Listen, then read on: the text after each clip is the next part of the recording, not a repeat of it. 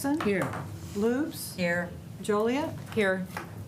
Hogendorfer is absent with notice. Nelson. Here. Madam Chair, you have a quorum. Thank you. Let's all stand for the Pledge of Allegiance.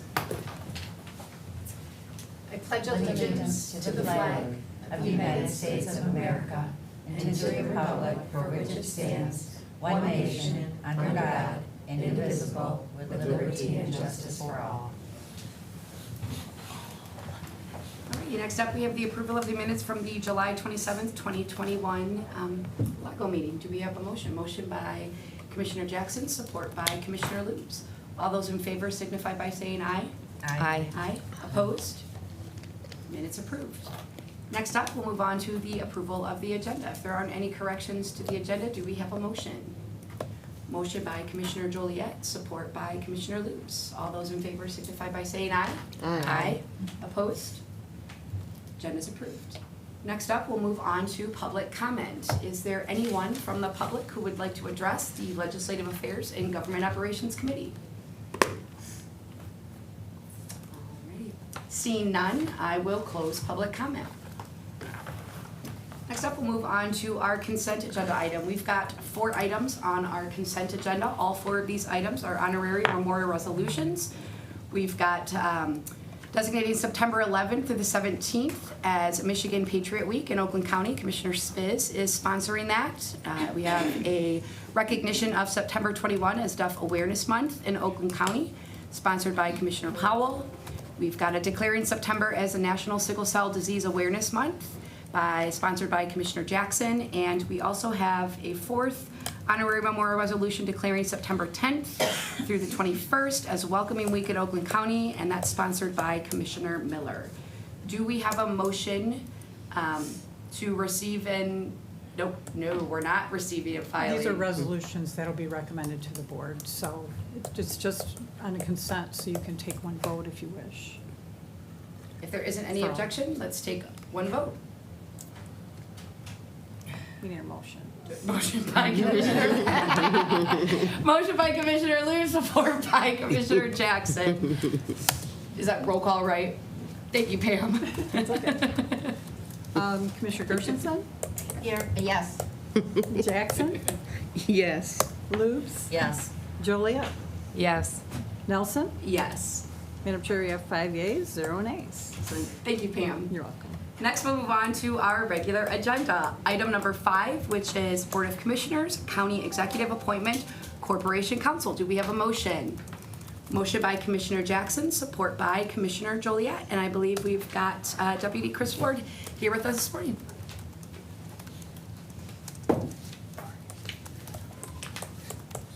Have a seat. Good morning. Good morning. Good morning, Madam Chair, members of the committee. Appreciate this opportunity to present to you and recommend your confirmation of Solon M. Phillips as Corporation Counsel for Oakland County. He was selected as the nominee of the executive following an extensive national search. Many impressive, excellent candidates, but Solon rose above the field for many reasons, some of which are more than 20 years of experience at multiple levels of government, county, local government, court administration, impressive background, including positions as Deputy Chief of Staff to the County Executive, Assistant Corporation Counsel, providing legal counsel to I think one of the largest school districts in Oakland County. Somebody will have to check me on that. If it's Southfield Public Schools, is that pretty close? That's correct. Okay. And District Court Administrator in the busiest court in the state of Michigan. So he is certainly familiar with taking on a challenging position. And this position in itself may be the most difficult diplomatic assignment in Oakland County, having to maintain the duty of representing all of the elected officials and county departments simultaneously and maintaining their trust. And we are very confident that we have an excellent candidate who will do an excellent job in this position. So with that, I'm going to introduce Solon and again, recommend your confirmation of this appointment. Thanks, Chris. First of all, good morning.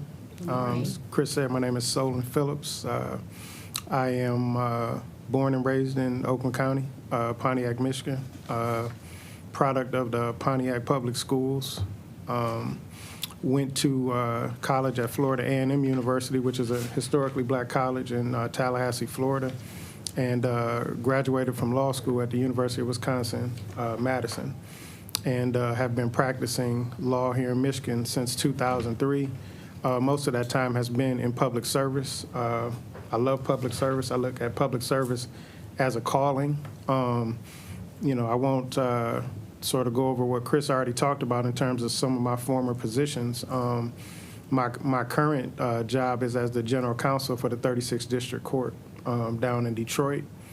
One of the things that I told the county exec and Chris as we moved through the interview process is that this job and this opportunity means everything to me. To be able to come back to the community that produced me and to use my experience and my skills and my relationships for the betterment of Wayne County means that, or Oakland County means everything to me.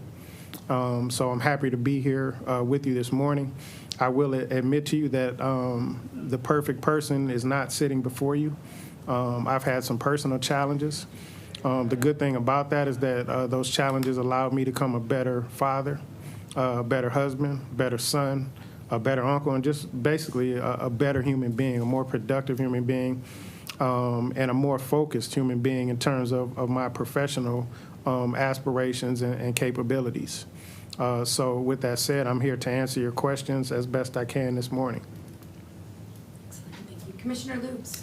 I don't have a question, but I wanted to say we already have something in common. My maiden name is Phillips, so Okay. we already have a connection. There, thank you very much for that. And I know that I can speak for everybody. We do value Deputy Ward's professionalism and what he does to research everything. So if he's sitting right next to you, then you're sitting right next to us. I appreciate it. All right. Chris, don't leave my side. Okay. Commissioner Gershenson. Well, that was really sweet, Penny. I love that. I do appreciate your introduction, and of course, I agree with you. None of us are perfect, and I'm certainly one of those, and those experiences have helped me become who I am today as well. One of the difficulties of the position you're about to take on is that you report to the executive. He's your boss. That's although you represent all the commissioners, you represent all the elected. So how do you feel about balancing that? Balance is very important. I'll say that the city of Detroit, in terms of how their corporation council is structured, is the same way as is Wayne County. You know, I look at each of the elected, be it an official or a body, as a client. And each of those clients have interests that have to be represented. And I think there's actually an opportunity to be very effective in terms of helping all of our elected officials make good decisions. You know, I think that's what I'm here to do. I think that's what the Office of Corporation Counsel is here to do, is to provide good legal advice and counsel. You know, that doesn't mean that the commission or the sheriff will necessarily agree with that advice, but hopefully they'll respect it. Hopefully they'll respect it as our professional opinion in terms of our read of the law or situation or policy. I think there will be opportunities for us to engage in some diplomacy, as Chris talked about, to be able to communicate and have some conversations that probably are not possible were it not for the position that we're in terms of representing everyone. But you know, it is a balancing act. There will be a number of competing interests. It's kind of like the role that a stoplight plays or a traffic signal, right? Where you're trying to avoid accidents, major crashes. But I think the bottom line is that we get to good decisions that are in the best interest of our residents. And so that's what I'm here to try to do, and that's what I'm going to encourage those who I supervise to try to do. Excellent. Well, Mr. Phillips, your professional experiences and your commitment to serving the public is admirable, and I look forward to working alongside of you. Thank you. I appreciate that. Thank you. Commissioner Jackson. Thank you. I didn't want our chairperson to wrap this up too quickly without me weighing in on Save the best for last, Ms. Jackson. Mr. Phillips, because as Penny pointed out, a commonality. We share several commonalities. Mr. Phillips was very involved, community involved in the city of Southfield when he worked with Southfield Public Schools and with Oakland County. You know, your experience is broad-based, not just Wayne County, but Oakland County, which is great. You know, it's good to have you here, and it's good to have a face that people are familiar with.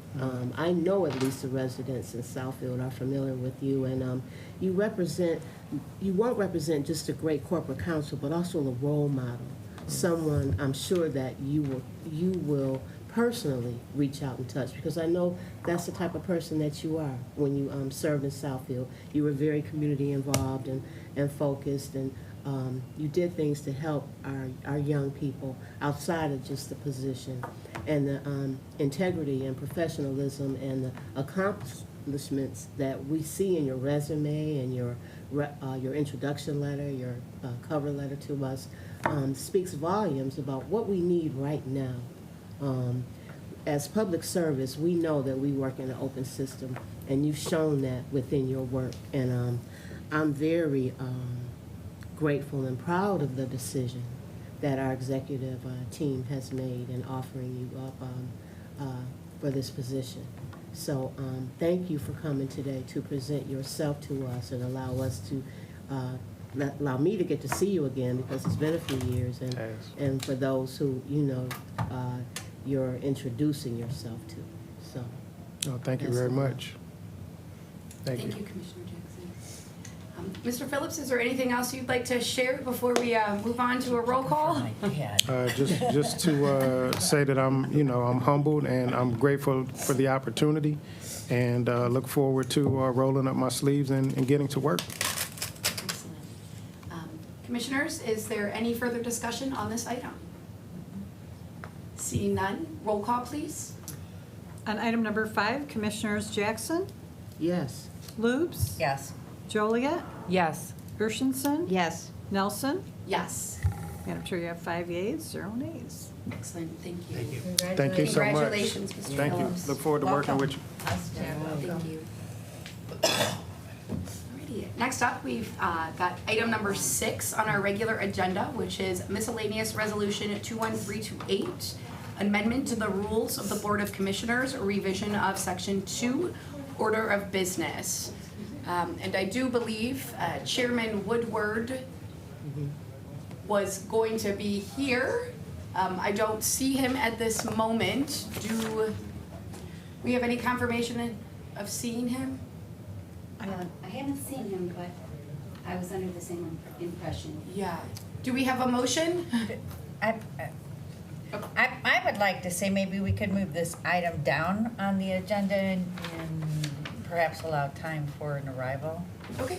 I second. Was that a motion? If there isn't any objection, so do we need a motion, Pam, for that? No, as chair, you can, as long as Okay. there's no objection. So if, without objection, I'd like to rearrange our regular agenda item and move on to agenda item number 7 and revisit item number 6 when Chairman Woodward is here. Excellent, thank you. So item number 7 is Board of Commissioners, amendment to the rules of the Board of Commissioners, revision of section, I'm not good with my Roman numerals, is that 13? Yes. Woo! Revision of section 13, Board of Commissioners meeting procedures. And help speak on behalf of this, we have our Chief of Staff, Patty Dips, with us this morning. We need a motion. Do we have a motion? Motion by Commissioner Jackson, support by Commissioner Gershenson. Good morning. Good morning. Is this on? Yes, I They're guess. all on. Okay. I thought it might help to give just a brief reminder overview of the actual system that we're talking about.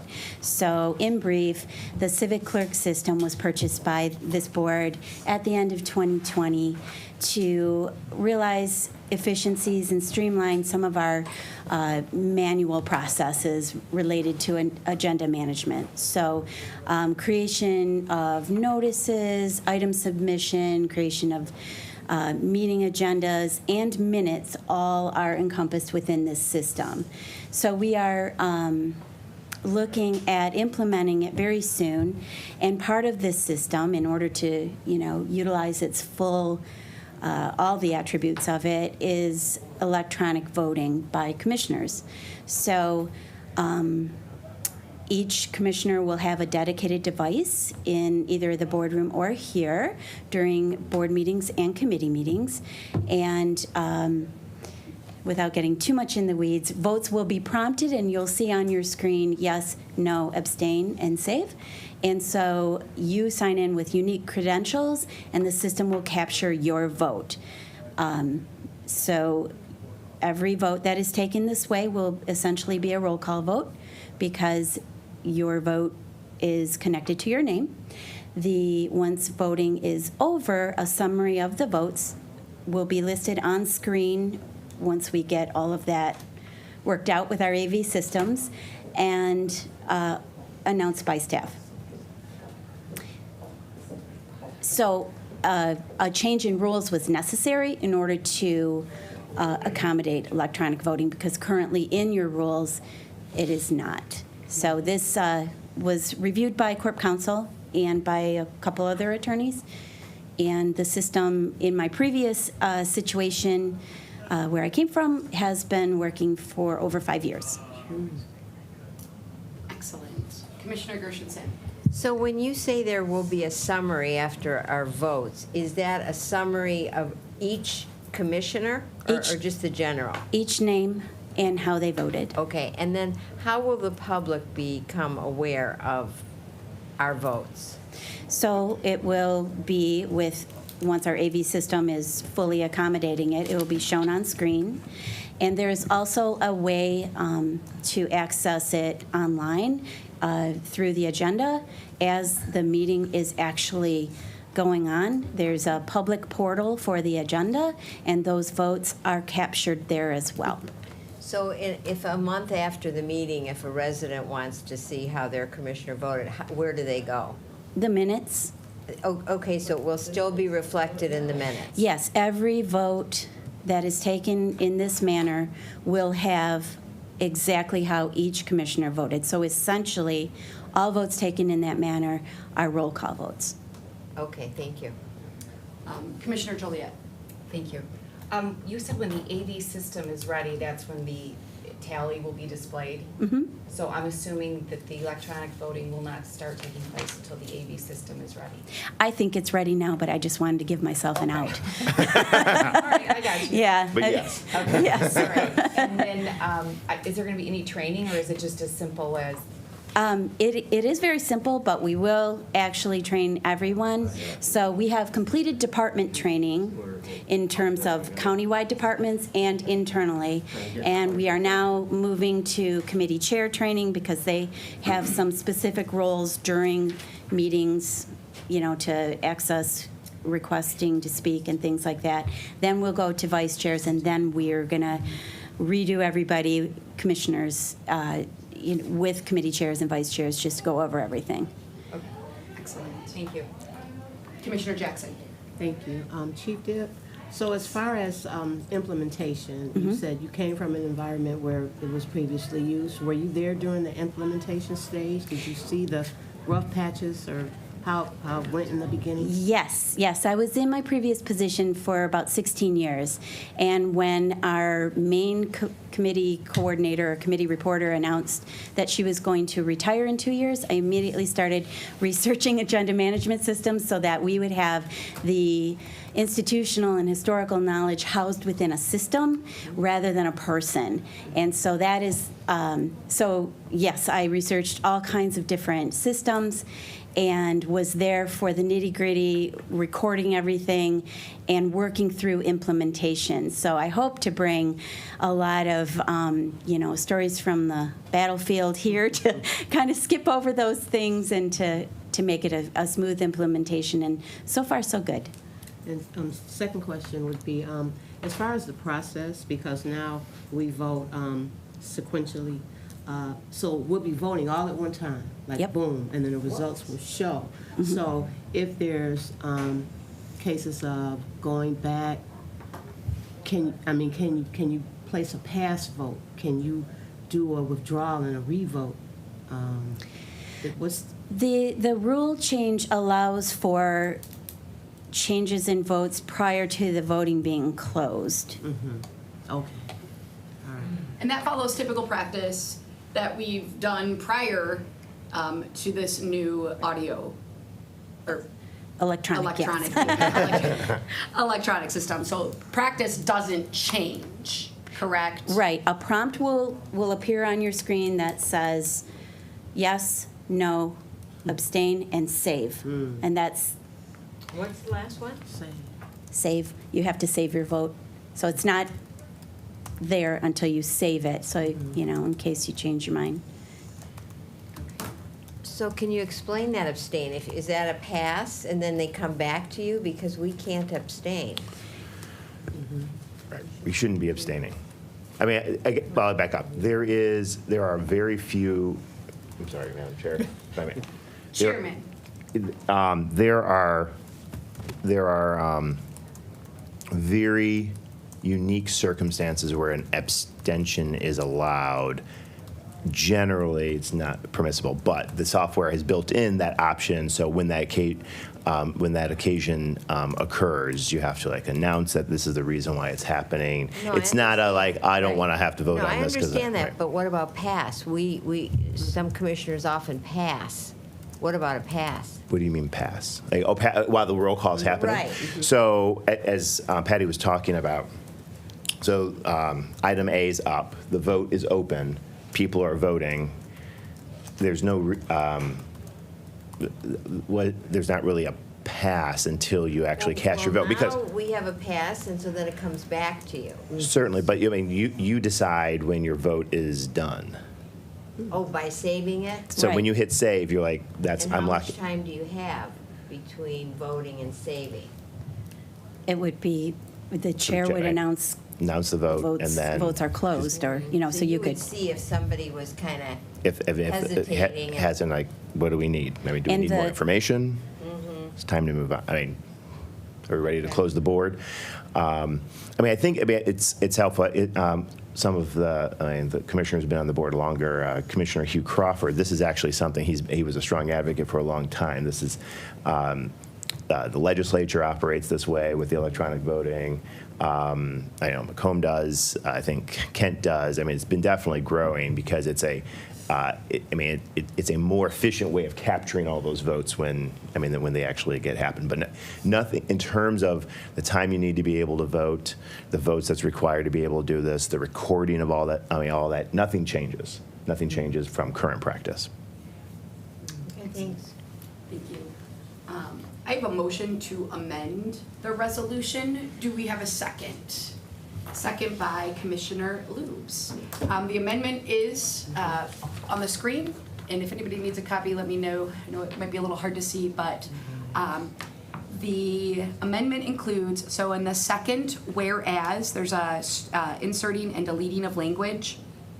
In the second whereas, striking out the outcomes and replace that with how each commissioner voted on the final tally. So that whereas statement would read, whereas through the full utilization of the Board of Commissioners agenda management system, voting can take place via electronic means, which provides the public with immediate notification of how each commissioner voted and the final tally. The other inserting of language and deleting is in the language and then now therefore it be a resolved clause, 4A, striking out the word votes and replacing it with the recorded roll call vote, including how each commissioner voted and the final tally, will immediately and automatically be posted on the board's presentation screens or read aloud by staff. So 4A would then be changed to, the normal procedure will be to electronically vote when the chairperson calls for the vote using the board's electronic voting devices and following the required steps. The recorded roll call vote, including how each commissioner voted and the final tally, will immediately and automatically be posted on the board's presentation screens or read aloud by staff. And this essentially kind of capitalizes what Commissioner Gershenson had initially asked for clarification in regards to, would the public be aware and notified of how each commissioner voted? And that is yes. So This amendment makes it very clear that the public will be able to know how each commissioner voted after each vote is taking place. And nothing has changed from what we've previously done in practice for when we take a vote.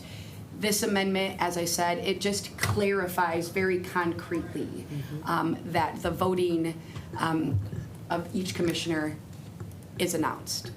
Chairman. Madam Chair. So, I think the intent no one disagrees with. I'm unclear, so what is changing? And I guess I asked this because lawyers helped write this originally. It was reviewed by Corp Counsel, and so I'm cautious. It takes about away the ambiguity. So like outcomes, what does outcomes mean?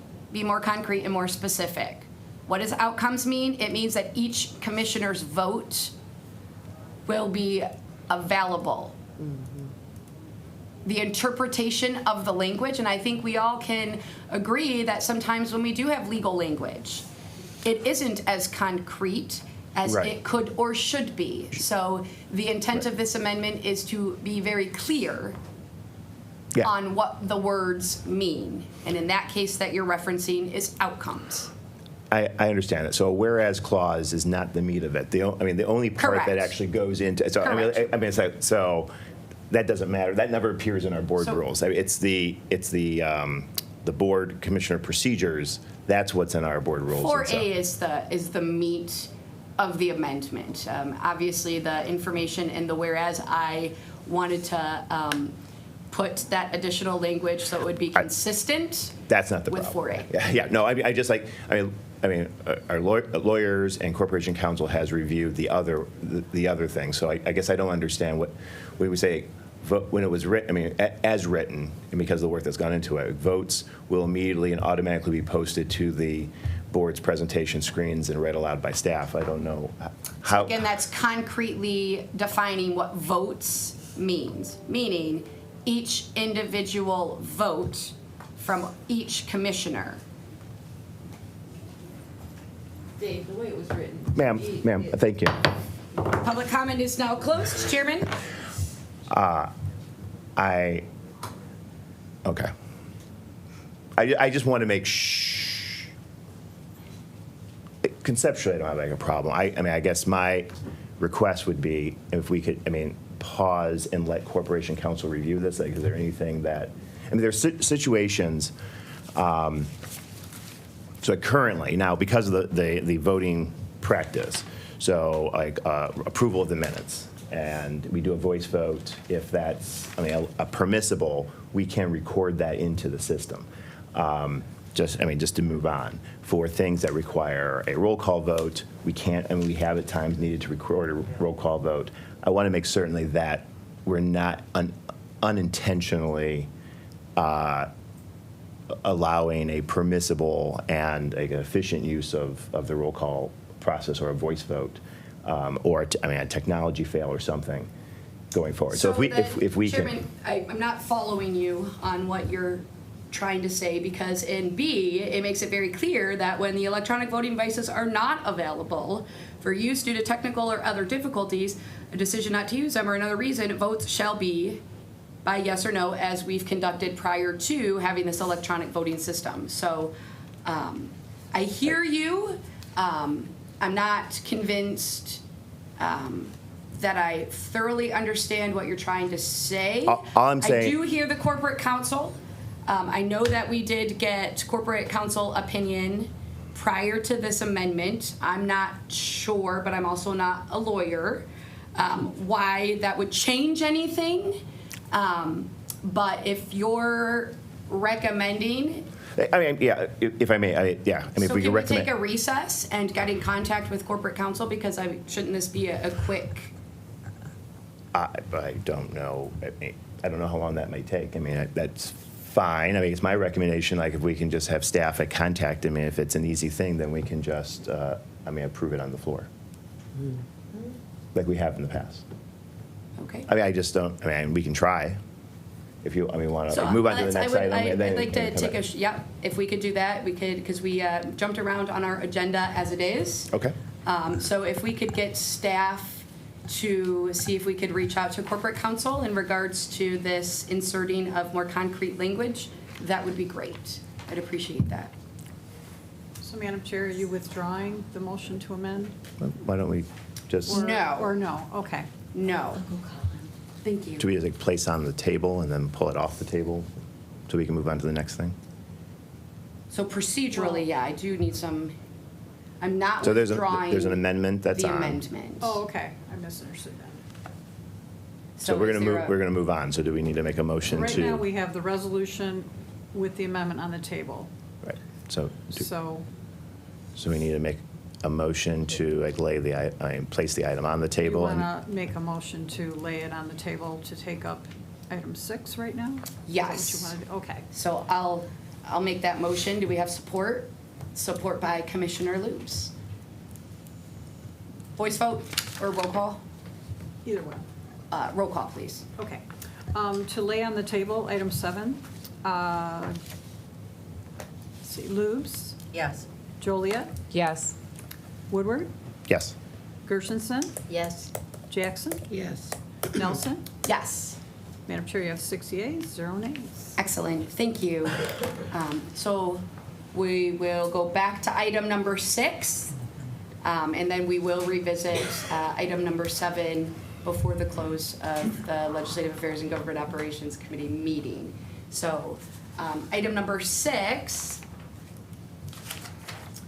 which is miscellaneous resolution 21328, Board of Commissioners, amendment to the rules of the Board of Commissioners, revision of section 2, order of business. Do we have a motion? Motion by Commissioner Gershenson, support by Commissioner Jackson. And I believe we've got our Chairman Woodward here Okay. with us today to speak on behalf of this. Came here just for this purpose and see all you fabulous commissioners in person. So the resolution, I think, is pretty straightforward. It codifies into our rules a practice that we've adopted the last couple meetings to allow for efficiency of business, for items on the agenda to provide for the public comment at the top of the meeting. So that any public comment that commissioners can use to help inform decisions on the items on the consent and the regular agenda, and then all other items not related to items on the agenda reserved for a second public comment after new and miscellaneous business. And this is a practice that's very common in, I know, a lot of local governments, and I think it's add to the efficiency of running our meetings, and I think it's appropriate to codify it into the board rules instead of just relying on modifying it every time. It allows for also some flexibility when necessary to expedite things, but I think it's an appropriate action to ensure that commissioners have all the information, all public comment. Everyone's invited to come and speak on any topic on or off the agenda. For the public comment at the top of the meeting for those items that are on the agenda, things that are not on the agenda reserved for the second public comment. Excellent. Commissioner Joliet. I'm all for efficiency, especially coming from local government. And it's been my experience, when we do dual public comment, it creates duplicity and somewhat confusion, because people come up and like, oh wait, it's not my turn to talk, and you have to go sit back down. But for the sake of efficiency, I would recommend, at least out of respect for people's time and commissioners' time, public time, to at least adhere to the start time as posted. And that would be, up to me, the first move in efficiency. But for that reason, I can't support this right now, because in my experience in the past, this hasn't worked for efficiency purposes. Commissioner Gershenson. Well, I really wanted to hear from somebody who voted against it. I wanted to know what your thinking was, because to me it makes the meetings move a little more efficiently and keeps us fresh to work on the items on our agenda. But when a meeting doesn't start on time, it's not that we're sitting here having coffee. It's that the meeting before it is running late. Right, I understand Yeah, that. so I'm not sure that we could, I agree with you 100%. I'm a time master. I want things to start on time, but I also understand that sometimes they can't. And particularly for that last meeting, it I was wasn't here for the last okay, one, so so. for the last meeting, we were late. And it upset a lot of the public. But Okay. the reason we were late was because we were working. And I'm not You had a sure. Lago. special Right, Lago that you I'm did not with that. sure, I mean, we can certainly alert our chairs of committees that we want things, but we're pretty mindful of time, but sometimes it goes over, Okay. yeah. Thank you, Commissioner Joliet, and thank you, Commissioner Gershenson.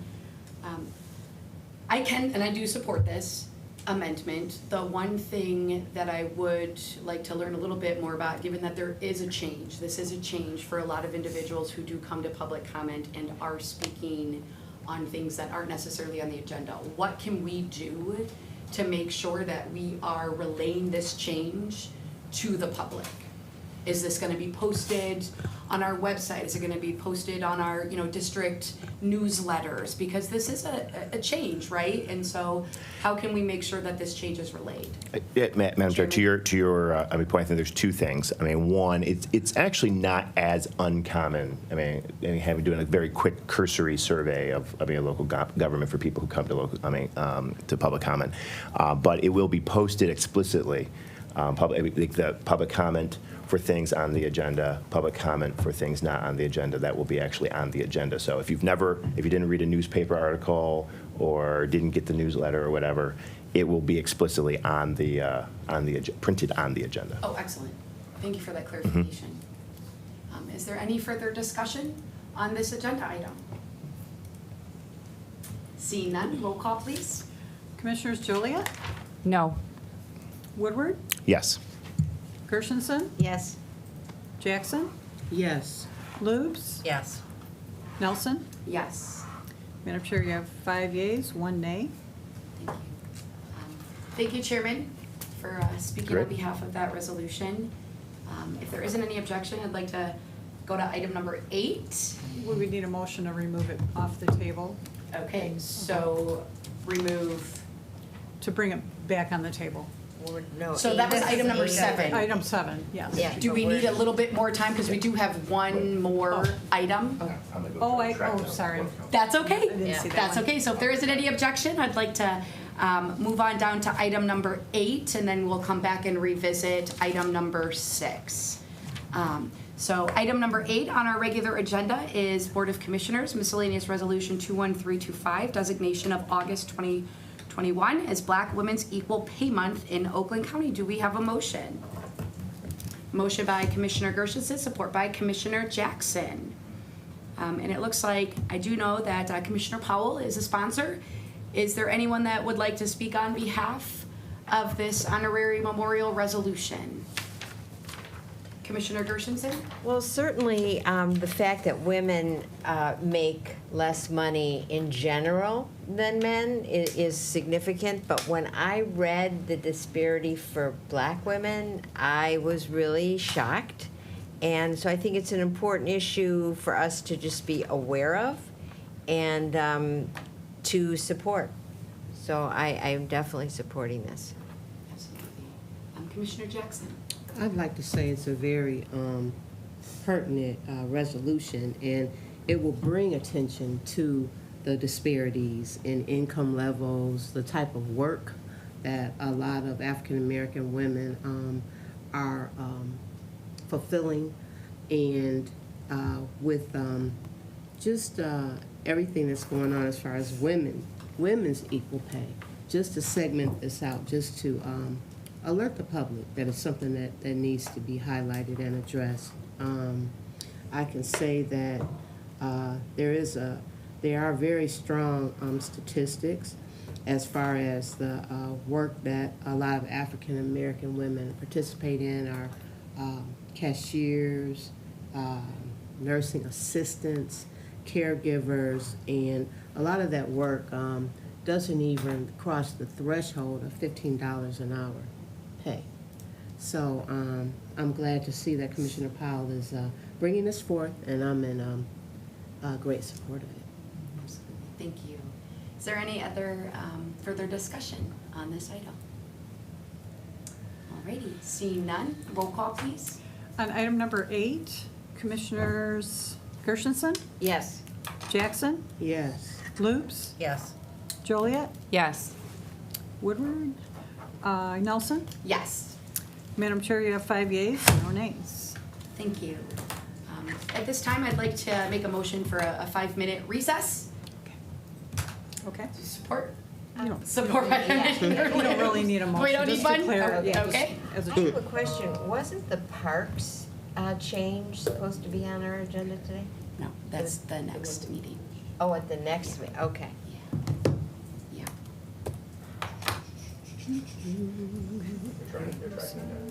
Okay, we're in a 5-minute recess. Jared, Yes. can I ask you about something else?